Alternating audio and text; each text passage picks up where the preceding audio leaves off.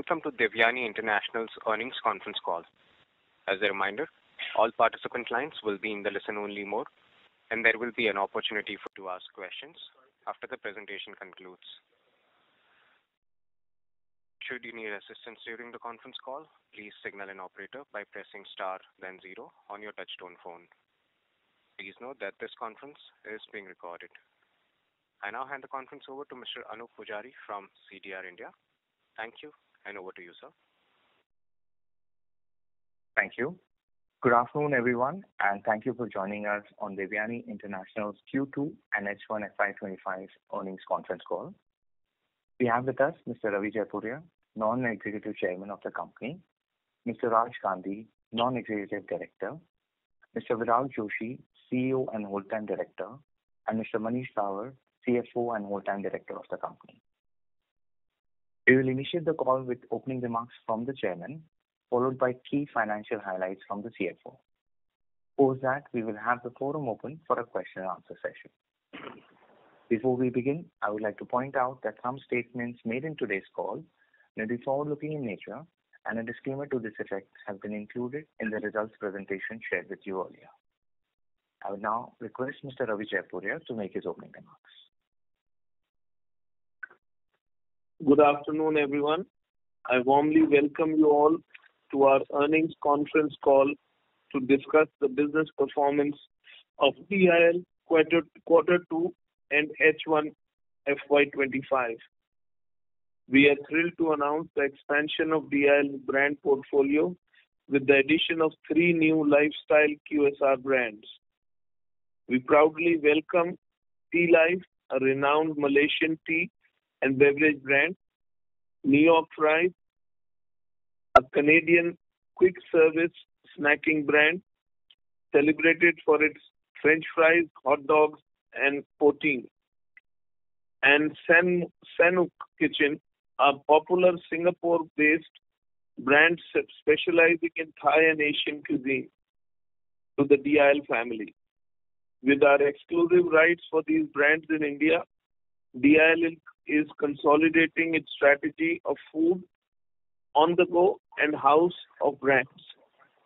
The expansion will further strengthen our market presence and hence will offer our customer a wider variety of food and beverage brands. Coming to the current quarter, we remain consistent with our store expansion strategy. In the first half of the year, we added 139 new stores, bringing the total store count to 1,921 as of September 30th, 2024. We added 85 net new stores in quarter 2, thereby further strengthening our brand presence. We are investing in new stores across our brands and expanding our reach to connect with our target consumers. DIL consolidated revenue for the quarter was rupees 1,222 crores, reflecting a 49% year-on-year growth.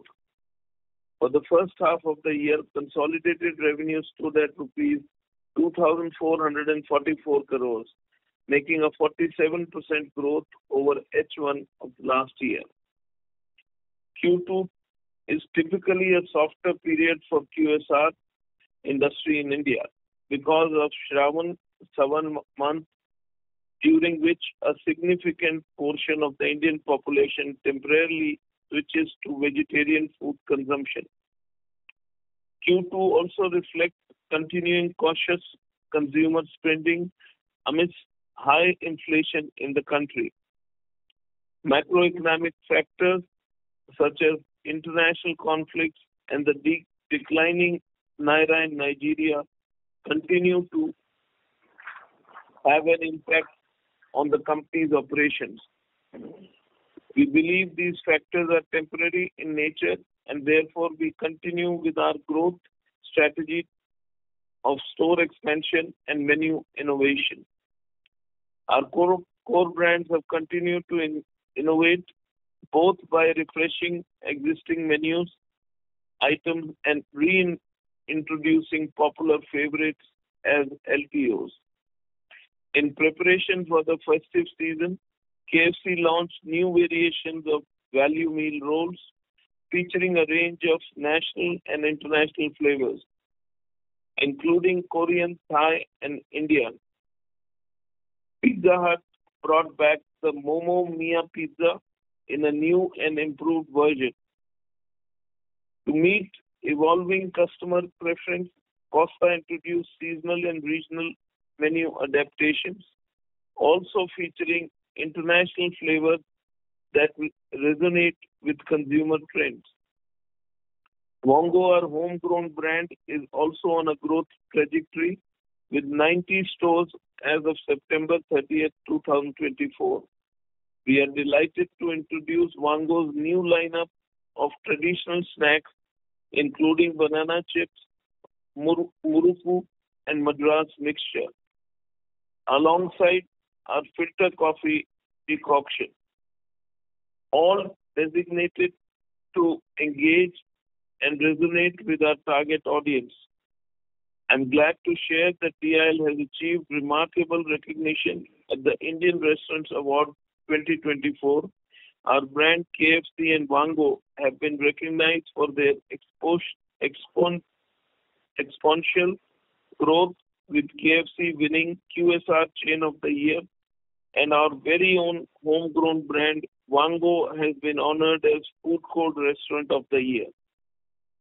This is because of the hard work and commitment of our incredible teams. With the addition of new brands, DIL is well positioned to become India's leading QSR operator, ready to offer an extensive and diverse range of food and beverage options throughout the country. This strategic positioning enables DIL to meet the evolving tastes and preferences of consumers, solidifying DIL's position in the competitive fast food market. With this, I would like to conclude my address, and now I hand over to Manish for the financial highlights. Thank you very much. Thank you, Mr. Jaipuria. Good afternoon, everyone. A very warm welcome, and thank you for your valuable time for attending DIL's Q2 and H1FY25 earnings conference call, our 13th such call since the listing. As at the end of Q2 FY25, DIL's total store count stands at 1,921 stores. Our core store footprint has now exceeded 1,800 stores. These consists of 999 stores for KFC across the entire ecosystem, 599 stores for Pizza Hut, and 207 stores for Costa Coffee. The operating revenue for Q2 FY25 was rupees 1,222 crores, representing a growth of 49% versus Q2 of FY24. The current year numbers are inclusive of the Thailand business, which was acquired in January of 2024. The Indian business witnessed a growth of 7.3% year-on-year, mainly due to store expansion. Revenue was flat versus the previous quarter, as Q2 generally is a soft quarter owing to the number of vegetarian-only festival days. The gross margin for the consolidated business was 69.3%, an improvement of 10 basis points versus the previous quarter. Gross margins were lower by 1.5% versus Q2 FY24 because of the consolidation of Thailand business, which, as you all know, operates at a lower gross margin versus the Indian KFC business. The brand contribution for Q2 FY25 at 13.6% was lower by 1.7% versus the previous quarter. Drop in brand contribution is mainly on account of lower ADS and hence the deleverage impact of the new store openings and higher brand marketing support in the Indian operations. Consolidated operating EBITDA on a pre-Ind AS basis was rupees 114 crores versus rupees 141 crores in the previous quarter. The pre-Ind AS margins for the quarter on the consolidated basis was 9.4% versus 11.6% in the previous quarter. The sales deleverage impact resulted in lower EBITDA margins. The consolidated reported EBITDA on a post-Ind AS basis was 16.3% versus 18.3% in quarter one, as a result of flowing the numbers from operating EBITDA line. The Nigerian currency continued its weakening trend in quarter two. During the quarter, Nigerian naira got depreciated by approximately 9% versus USD and hence impacted the results accordingly. The PBT for Q2FY25 on a consolidated basis was -4 crores versus rupees 31 crores for the previous quarter. The reduction in PBT is on account of lower margins in Q2 and further currency devaluation impact on Nigeria. Taking the discussion to our core brands, KFC in India added 28 new stores in Q2FY25. With this, the total store count for KFC in India stands at 645 stores as at the end of Q2FY25.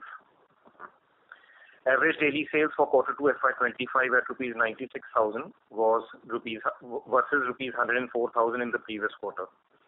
Revenues at rupees 543 crores declined 2% on a quarter-on-quarter basis. Gross margin for KFC during the quarter was 69%. Brand contribution margin was 16.6% for the current quarter, thereby reflecting the impact of lower ADS over the previous quarter. During the quarter, Pizza Hut added 23 new stores, reaching a total count of 593 stores in India. Revenue for Q2FY25 was rupees 185 crores versus rupees 182 crores in the previous quarter. ADS for the brand was rupees 35,000 versus rupees 36,000 in the previous quarter. Gross margin for the quarter was 76.6%. Brand contribution for the quarter was rupees 6 crores with a margin at 3.1%. Because of the additional marketing investments on Pizza Hut. Costa Coffee added 15 new stores during the quarter, reaching a cumulative store count of 207 stores. Q2FY25 revenue was rupees 49 crores, which grew by 7.9% over the previous quarter and 41.6% on a Y-on-Y basis, mainly due to the expansion of new stores and positive SSSG. The gross margin for the quarter was flat at 75% versus the last quarter, and the brand contribution in Q2 stood at 14.5%. Total number of international stores was 364 with the addition of one new Thailand KFC stores in Q2. The international revenue for the quarter was rupees 394 crores, giving a gross margin of 65.1%, an improvement of 1.4% over the previous quarter. Brand contribution margin was 16% versus 14.8% in Q1 FY25. The reported EBITDA was 13.4% during the quarter. As the chairman briefly alluded to, we are happy to announce that DIL has signed the exclusive master franchise agreement for the three brands. All of the three brands are going to be addressing modern food and beverage categories and have the bandwidth to operate well in small formats. Tea Live is Southeast Asia's largest lifestyle tea brand with over 900 outlets worldwide.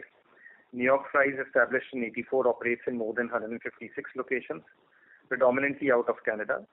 Sanook Kitchen, launched in 2002, is an evolving modern Thai and Asian cuisine chain originating from Singapore. On that note, I would like to request the moderator to open the forum for any questions or suggestions that you may have. Thank you very much. Thank you. We will now begin the question and answer session. Anyone who wishes to ask a question may press star and 1 on their touchtone phone. If you wish to remove yourself from the question queue, you may press star and 2. Participants are requested to use handsets while asking a question. Ladies and gentlemen, we will wait for a moment while the question queue assembles.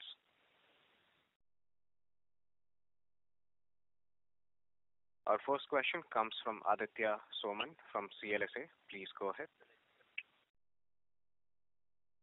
Hi, good evening. So two questions. Firstly, in terms of KFC, can you sort of break down what actually impacted SSG in the quarter? So how much of it was because of sort of the geopolitical issues that we faced earlier? How much of it is just the quarter where there's been a weakening of consumer sentiment? And secondly, on the new brands, I just want to understand what level of investments would this entail over the next couple of years? Any sort of early sense on this? Thank you. Hi, Aditya. So talking about the new brands first, and then I will answer you on KFC. So we've signed the master franchise agreement, and as you know that all of the brands and brand strategies are normally sensitive in nature, and therefore the brands were not willing to share too much detail in terms of the localization of menu and the stores, and therefore what will be the India business plan.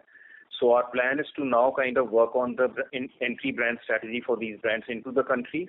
As I said in my comments, that all of these brands, our focus is going to be on small formats, and therefore they'll be very, very capital efficient in nature, along with very attractive paybacks, because that was our prime consideration when we were evaluating the new brands and we signed the agreements.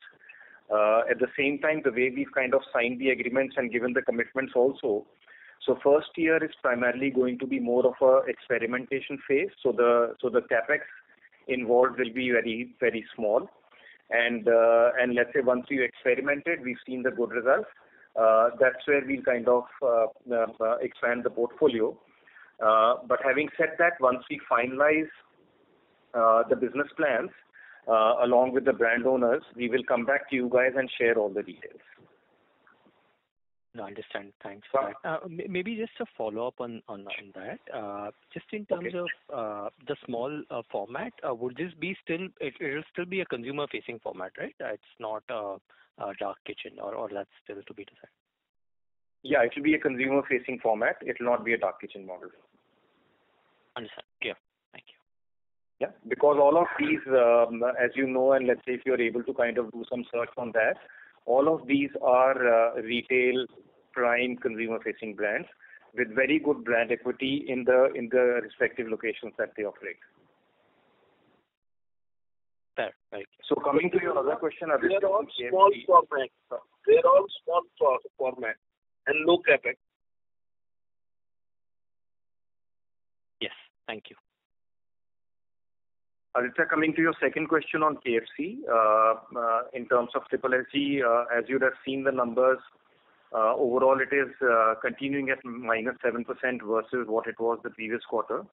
But let's say if we were to dissect the numbers by states or by cities and all, obviously it's a mixed bag.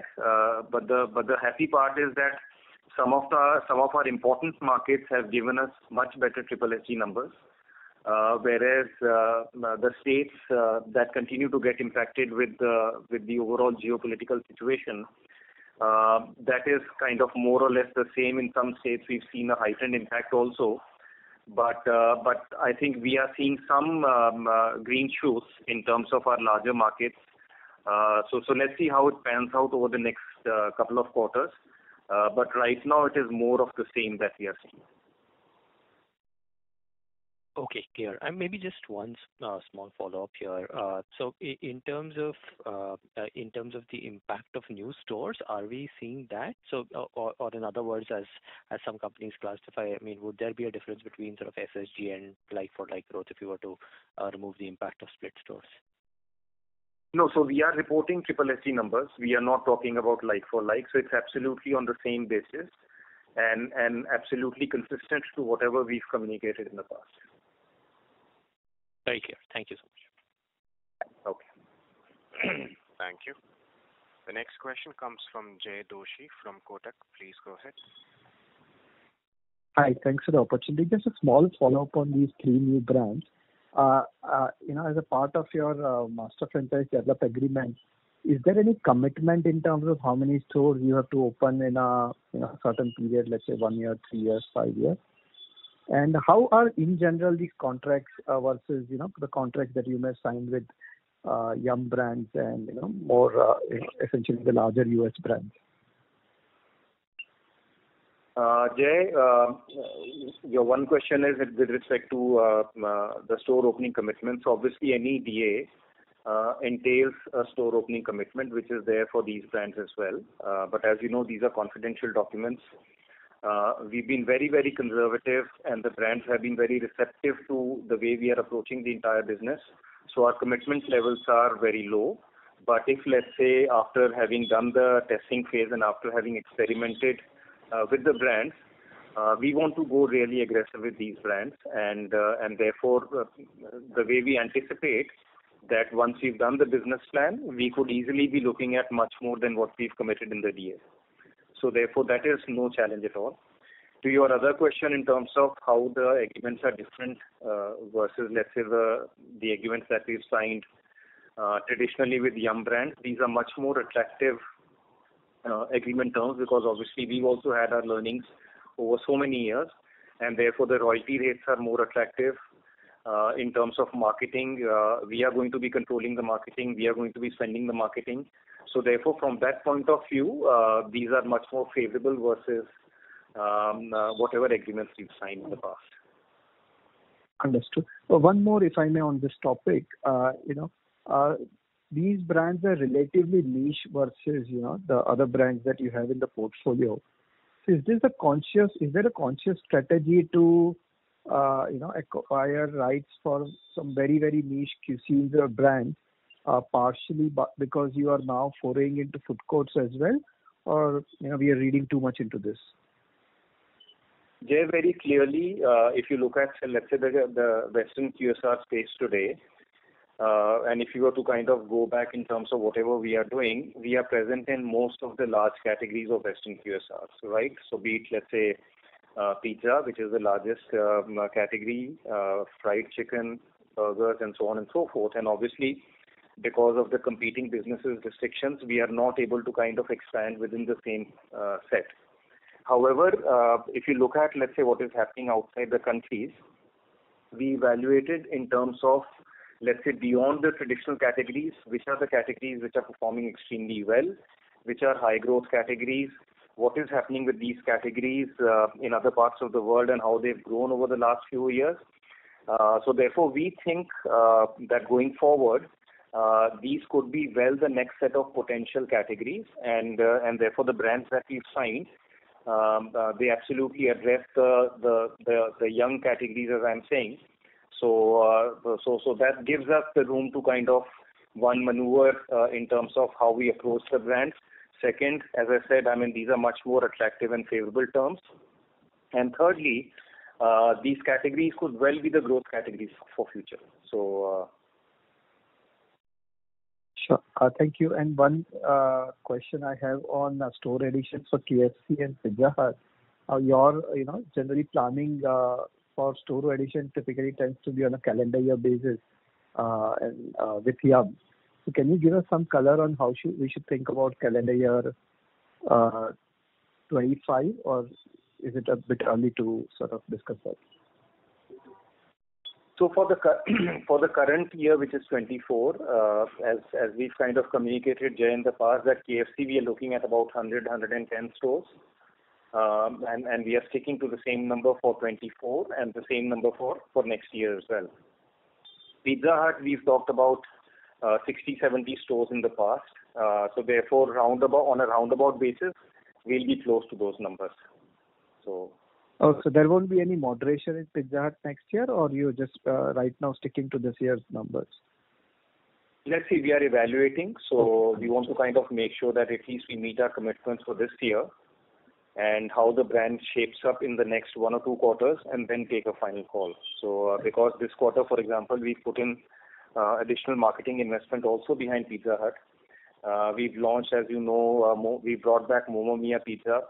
The festival season is on, so we want to see the results and then take a final call in terms of the plans for next year. So we will communicate and we will come back to you on that. Sure. Thank you so much. Thank you. The next question comes from Gaurav Jogani from JM Financial. Please go ahead. Thank you for the opportunity, sir. So my question is with regards to KFC and in particular the brand contribution margin. The drag in the brand contribution margin this time around is much higher, despite, the SSSG decline or the ADS decline being similar to one of the previous. So anything specific that, margin decline, and how should we think about the margins ahead?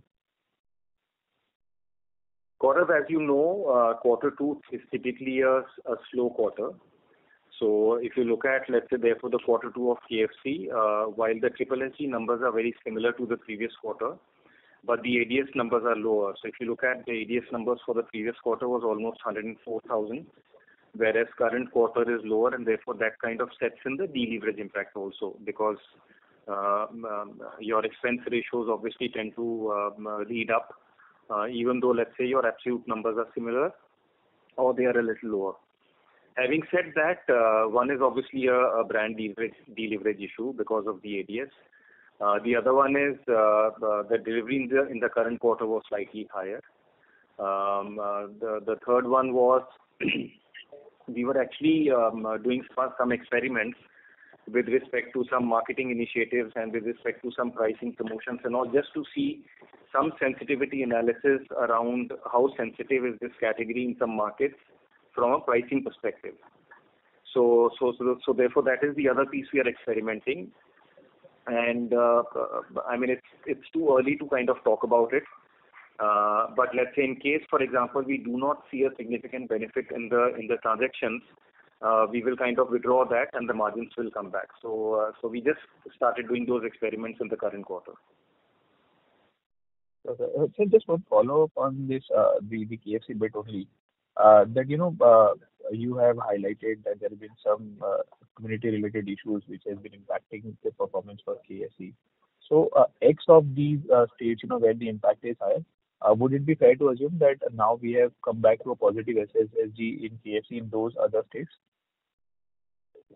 Gaurav, see, as far as the vegetarian days are concerned, what we've seen post-COVID, that, for example, earlier there used to be pockets in different regions, whereas now whenever, let's say, some festival is there, we've seen a broader impact. So let's say earlier, around Ganpati Puja, it used to be west, whereas now we've seen the impact of Ganpati Puja comes in north also.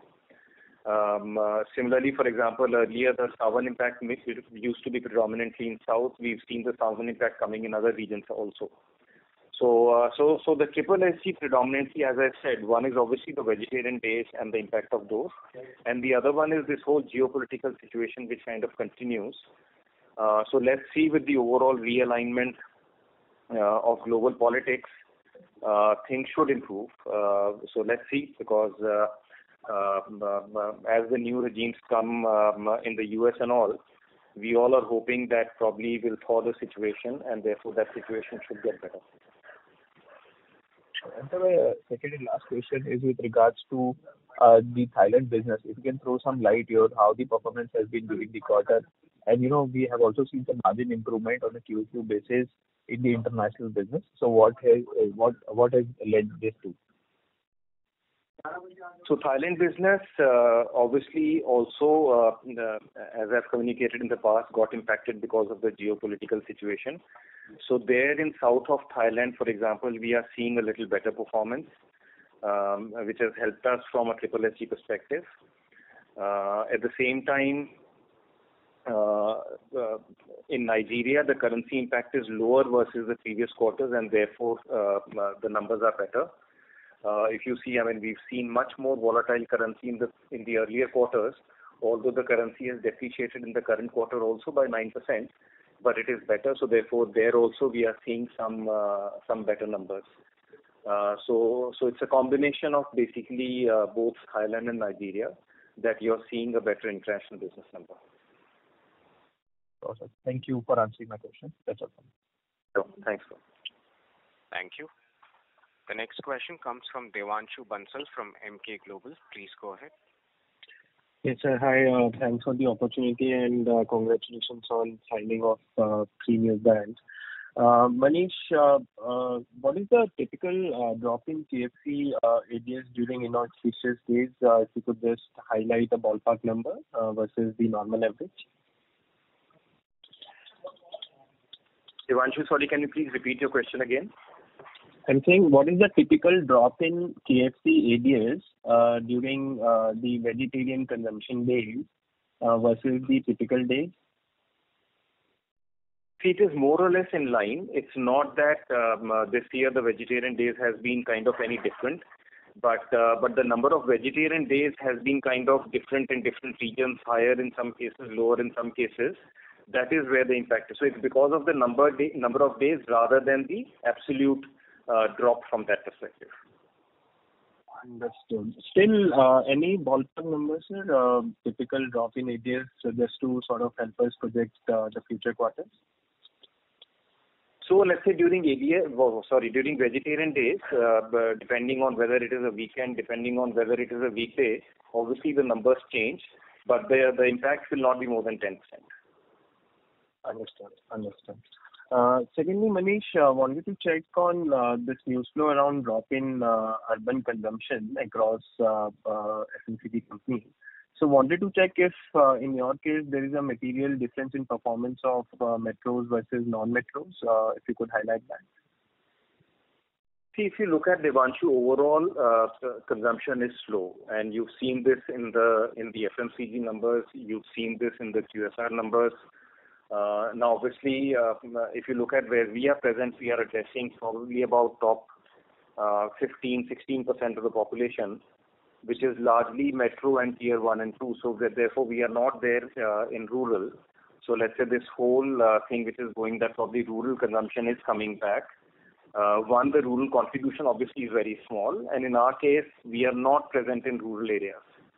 So therefore, the overall consumption has to kind of pick up, and which we think so should happen because if you go back a few years, all of the economy was getting driven by consumption. The investments were constrained, whereas last few years the investments have picked up, and therefore we are hoping that cycle should get corrected and the investment should result into consumption. Obviously, job creation remains a big opportunity. So let's see. I mean, overall, if you were to look at, let's say, our view from a medium-term perspective, we are absolutely bullish on the food consumption outside home, and that's how we are looking at the overall portfolio and our overall strategy. Understood. Manish, there is some about 940 crore of gross debt, right, across India and Thailand. Obviously, this is because of that acquisition that we have done. So what is your thought process on reducing this debt going ahead? See, given we are in a comfortable space because if you look at in terms of the debt equity ratio or the gearing ratio and so on and so forth, it's a good comfort space. Plus, whatever we've communicated in terms of our overall gearing, also we are well within that. So it is not a cause of worry as of now. But if required, let's also see how the new brands kind of shape up. If required, we will kind of look at our options. Understood, Manish. Thanks for taking my question. Okay, thank you. Thank you. The next question comes from Percy Panthaki from IIFL Securities. Please go ahead. Hi, team. A couple of questions from my side. So firstly is on the KFC SSSG. On the call, Sapphire had said that for Q3, SSSG of -4, -5 would be a fair way to sort of think about the numbers for Q3. Of course, they caveated it saying it depends on how demand pans out, etc., etc. But at that point of time, the best estimate that they could give is about a -5 kind of a number. Would you largely agree with this direction of thought for KFC as a brand? So, Percy, you'll have to kind of go back to Sapphire for whatever they are committing. But as you know, in the past also, we never give any future guidance. And so therefore we will not be able to. But let's see how the quarter pans out. Obviously, we will come back to you. And how has been the experience in the quarter so far? So it's more of the same thing. Okay, fair enough. Secondly, I wanted to ask on the 3 franchisees that you have taken. See, these brands are almost completely unknown in India. So is it really that much of an advantage taking a franchisee of someone rather than launching some brands of your own? Because the largest benefit of taking a franchisee is that the brand is known and that helps you get customers and sales without having to build up the brand in a big way. Smaller things like research on menu and things like that, I'm sure that is something that you yourselves can also manage. So, Percy, see, you have to evaluate between what is that you have to pay for the brand versus developing your own brand, right? Because that comes with all of the innovation, that comes with the continuous innovation engine and pipeline that you get, that comes with the identification of all the sources of whatever you're. So let's say, just to give you an example, although let's say bubble tea is a niche market in the country, but if you go back and look at the quality of bubble tea that you get in India versus what you get outside, it's very different because they've been through that journey because that category started many years back in the other countries. So we also want to kind of ride on this whole development phase, apart from whatever you are saying, where people have learned, people have evolved, people have developed, and they kind of put that into their processes in terms of a better quality product. And that is how the brands are built. So therefore, I mean, it's not going to be a significant cost. As I mentioned to Jay earlier, that the newer agreements are at far more attractive terms than what we have in our existing portfolio. So it's well worth kind of taking a brand and growing that in the country rather than your own brand. Understood. And are you at liberty to tell us whether the marketing and ad spend will be sort of handled by us, or that is an extra amount you will pay to these brands and then they will do it like Yum does it in India? It will be handled by us, Percy. Okay. And lastly, this Sanook. All of the three brands that we've signed, so what we are supposed to pay to the brand owners is basically the royalty, and rest we manage on our own. Understood. And largely this Sanook Kitchen, is that like a proper QSR brand? Because like Asian food, what we've seen here, there have been some attempts to sort of QSR, make it like a QSR kind of a format, but with limited success. So this is like a, would you say this is more comparable to a mainland China kind of a brand in India, or it is a proper QSR brand?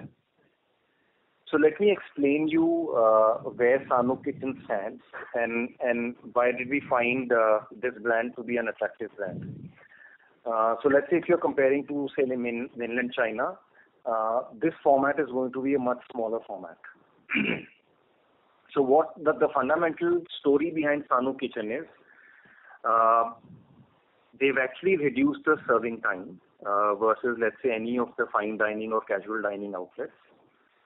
They operate virtually like on the QSR formats, and they put that in a very small format casual dining restaurant. So which means the consumer are able to kind of experience and get a good quality product, and they've maintained authentic flavors in the entire process. So a combination of fast serve time, a combination of small formats, attractive pricing is basically where the brand comes from, and therefore we thought that you can actually have this format run in a very efficient manner in the food courts, and you can also have small casual dining outlets also wherever required. And without having to kind of tweak with the menu, without having to tweak with the processes and so on and so forth. Got it. That's all from me. Thanks and all the best. Okay. Thank you so much. Thank you. The next question comes from Shirish Pardeshi from Centrum Broking. Please go ahead. Hi team, Manish. Good afternoon. I have three questions. Starting from the international business. I think we have three businesses: Nigeria, Nepal, and Thailand. All the three businesses over last 2 to 3 quarters have seen a volatility. I agree that Nigeria currency is a challenge, but then I was more curious that Thailand would have started showing because we had a lot of hopes to improve that. So tell us something how these businesses we should look at for next 3 to 5 quarters. Will the demand situation is like similar to India, or these businesses? Are we trying to turn around something? If there is a turnaround strategy, maybe you can spell it out. So Shirish, if you remember our communication around Thailand acquisition, we had said there's a great management team out there which has been absolutely stable since the time this business was set up, and we had communicated very clearly that we would like to continue with the same team. We also said that they are doing a good job, and we would not like to kind of tweak that, because we are happy with the way the business has performed, the way the business has grown. Having said that, we also mentioned that we do see some bit of margin opportunity there, and therefore there is a room for improvement in that margin in terms of where Thailand operates. And we also mentioned that typically the positioning of KFC there is more mass than a premium brand, because chicken is a large market, fried chicken constitutes a great part of the street food, and so on and so forth. So if you look at all of those analogies, we are not changing, and as you said, we are not disappointed with any of those things. We are happy with the team. We are happy with what they are doing. As we had said that there have been some margin opportunities, we've started to work on that. Obviously, what we did not anticipate when we acquired was this whole geopolitical situation, which kind of came back later, and that has impacted the Thailand business also, typically in south of Thailand. And obviously that is something we have to live with and live by and make sure that it kind of goes back. And now obviously Thailand is not in a similar situation like Indonesia or Malaysia. It's in a far better situation. So therefore, in a hindsight, probably that decision was a good decision. So otherwise, I think we are on course. We do believe that we'll be able to kind of improve the margins over a period of time. But again, as you also know, the South Asian economies and the South Asian cultures and so on and so forth, you cannot be absolutely aggressive on day one, and you have to go with the flow and gradually change things. So we are working on the same strategy. Okay, just one follow-up here, Manish. Can you strip out the business or break 394 crore? Because last quarter also we did about 390 and this quarter also 394 crore. So maybe country-wise, if you can split out what is the revenue momentum, because I'm sure if you adjust the Nigeria currency, every business would have declined. See, from a triple SG perspective, obviously the triple SG continues to be a challenge across. Obviously, Nepal for us, which is a small business, is triple SG positive. But as far as Nigeria is concerned, it is negative. As far as Thailand is concerned, it is almost at a break-even level with slight negative bias. Thailand, April, May, June, which was the previous quarter, obviously was a strong quarter where triple SG was positive. So therefore, in the quarter gone by, there was a promotion that we had run, which has not worked. But otherwise, to your earlier comment that is it more or less in line with what is happening in India or what is happening across the world, it is very similar. So Thailand or Nigeria are no exception to whatever is happening in QSR across the world or in India specifically. The impacts could be higher or lower, some bit here and there, but directionally it's similar. Okay. My second question on the margin front, we are now at around 16 and a half. How we should look at in the second half of this year, because SSG is going to be challenged for India business, and I would expect that the situation is not going to change drastically. Maybe some positive momentum would have happened in last 30-40 days. But then how we should look at this number for the full year for India business specifically? Maybe you can give some indication on company gross margin, EBITDA margin, restaurant margin, something like that. So Shirish, as you know, we don't give the guidance for future, but having said that, let me just tell you, whatever we've lost in the current quarter, we will be able to recover that back. So that is one. But at the same time, for example, to go back to the traditional margins that we were at, the consumption trends and the consumption patterns have to undergo a change. And obviously that is something which we do not have so much control. So, and again, I mean, we are an important constituent of the QSR industry now. So therefore, let's see how the industry behaves. We will be in line, but whatever we've lost in the current quarter, that we should be able to recover. See, the reason I'm asking because we have seen a similar momentum opening store expansion in KFC and Pizza Hut. So I think what I was trying to understand, have we changed, tweaked the format? Because if I look at the regional breakup, I think we are now focusing more on T2, T3 markets. So is the nature of that business will help, and why more important? Because the input raw material doesn't look inflationary at this time. Yeah, so I agree with you. But again, for example, a deleverage impact or the ADS number or let's say in the given scenario, whatever we are trying to do, as I said, I mean, on Pizza Hut side, we kind of supported the brand with additional marketing. On KFC side, we are experimenting with some pricing options, some promotion options, and so on and so forth.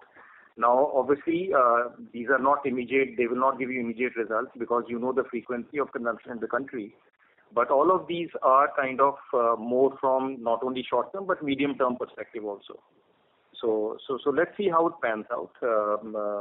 Obviously, I mean, in terms of the improvement areas, in terms of what can be done better, there's always an opportunity. So, I mean, we are further evaluating the formats. As you know, we've kind of cut the formats in the past, and it's not that we are sitting at the same level. We continue to evaluate given what the delivery situation is and what the right format is. We are continuously in discussions with Yum. So these are all continuous things. Okay. My last question on Costa Coffee. A year before, we had about 146 stores, and we have 207 stores. But the ADS is cut, and the SSGs look positive. So I was just more curious. This 27 number looks because of operating deleverage. But if I need to ask, this 146 store which were existing last year, would the ADS would be similar level, or would be higher at 31, or would it be lower than 31? See, the ADS numbers are little higher because obviously the airports for us are doing very well. Typically, we've seen, let's say, the new city stores that we've opened take some time to kind of take off, and therefore there the ADS numbers are low. But otherwise, captive locations, for example, the small formats are doing extremely well for us. Okay. Thank you and all the best. Sure. Thanks. Thank you. The next question comes from Latika Chopra from JP Morgan. Please go ahead. Hi, thank you for the opportunity. My first question was on KFC. If you look at the SSG trend, and if you could share some qualitative flavor, when you compare it to the previous quarters, if you have to break it up in terms of transaction growth and average ticket size growth, how have these two elements behaved? Because you talked about giving more promotions. So if you could give some qualitative color on, are you seeing any improvement in transaction growth, and are you seeing any underlying degradation in transaction size growth, just to understand how this SSG is panning out? And also, if you could add and elaborate a bit more on a comment that you made earlier around green shoots in some of your larger markets. Is that comment related to Q2, or are you talking about how you exited the quarter? And that's the first question. Sure, Latika. So, Latika, the comment that I made was with respect to Q2, which is the quarter gone by. Because obviously, the business does not operate uniformly across all cities and across all states and so on and so forth. The fact that, for example, the overall number remains at -7%, there will be pluses and minuses. So we have seen positive impact in some of our larger markets, which is a good situation to be in. We've seen that where the geopolitical impact was there, in some of the states it's gone worse. And that's the reason I made the comment that with the new global political scenario emerging, let's see how that pans out, and how the entire thing kind of reacts to that. That is yet to be seen. So therefore, on an overall basis, it's kind of more of the same, but within pockets, obviously, it is behaving differently. To your other question in terms of the transactions versus the APC, we've taken special efforts to kind of upsell and cross-sell, so therefore we are maintaining the APC.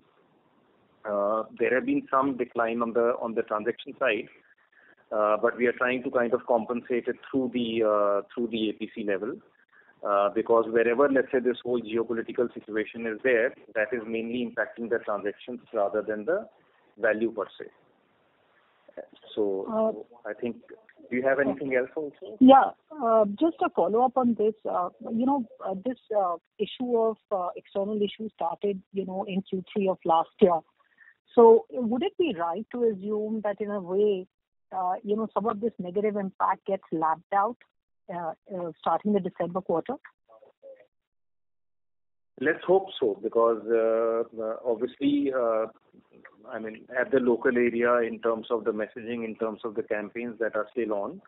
But let's see. We are hoping that it should, because obviously, in these kind of situations, it is difficult to predict the consumer behaviors and the consumer trends.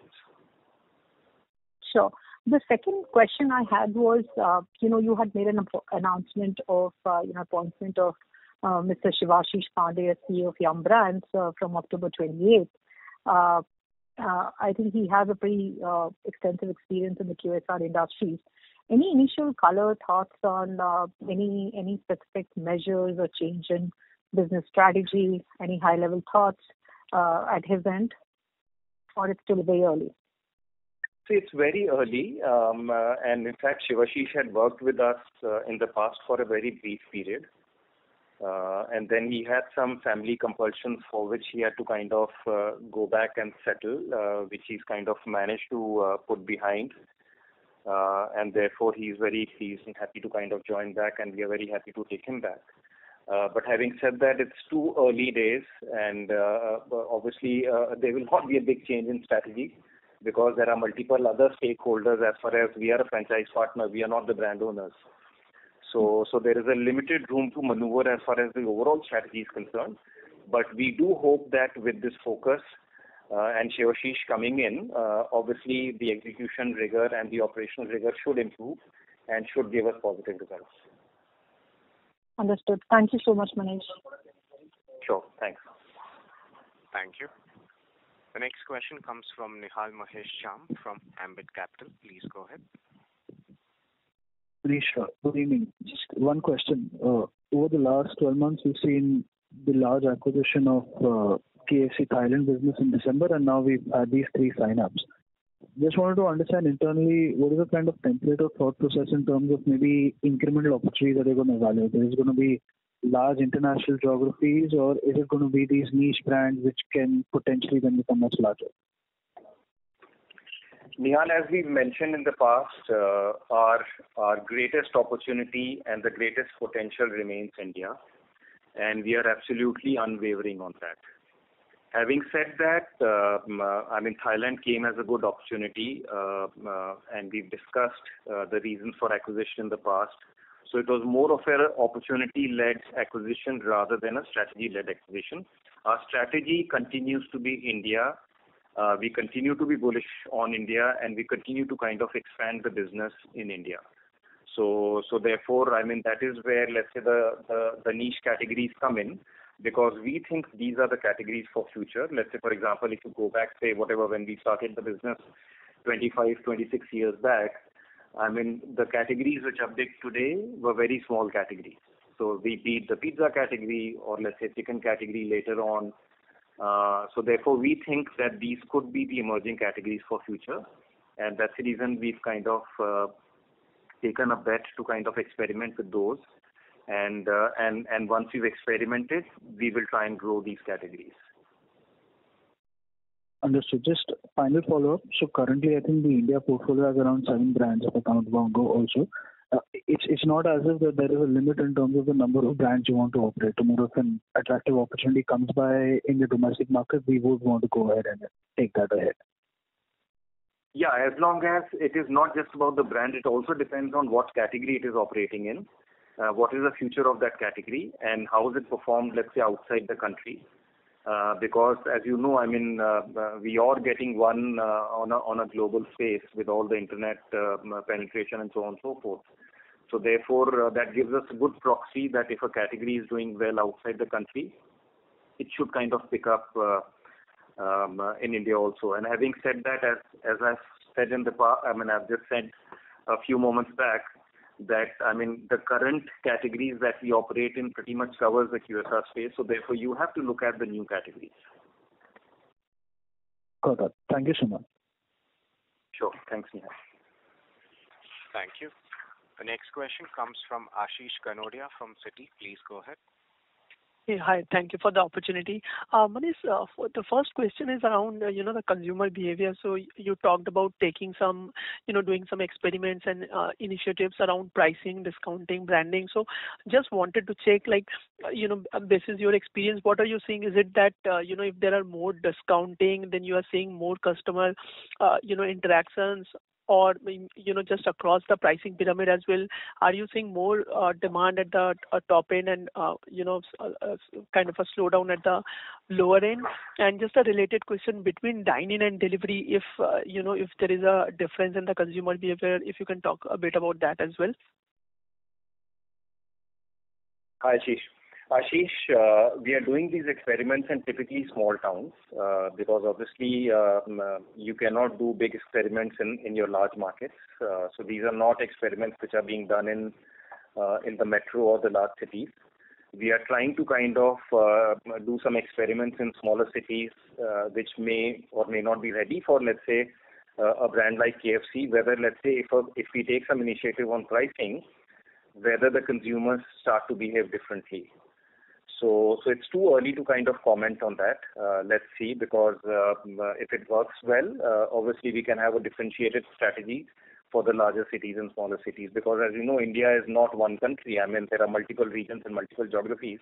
And as people say, there are multiple countries in this one country. So we have to have some bit of localized strategies running in, local way of looking at things. And unless and until we experiment with these things, we will never learn and we'll never have it as a strategy.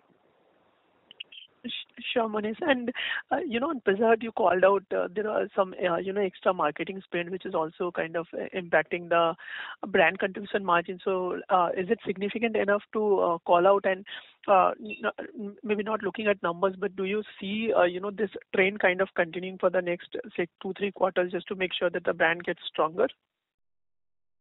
Let's see. We have to see the results because in our scheme of things, obviously, when we spend money on marketing or any initiatives, we continuously track and we continuously monitor what are the results we are getting, and then we accordingly continue to tweak our strategy and in terms of how to spend money, where to spend the money. So let's see. I mean, it's like we are monitoring this almost on a daily and a weekly basis. So let's see how it pans out, and then we'll take a call whether we need to kind of extend this, whether we need to kind of discontinue it. So it's too early to kind of call that out and give a definite answer. Sure. And just last bit on the, the 3 new brands tie-up. So while I understand, a lot of strategy you will maybe, discuss later, but purely from a pricing perspective, what are the thoughts? Because some of the, for example, fries is something which is available in India, but when you look at, so some of the products are new as well, but from a pricing perspective, what are the thought process?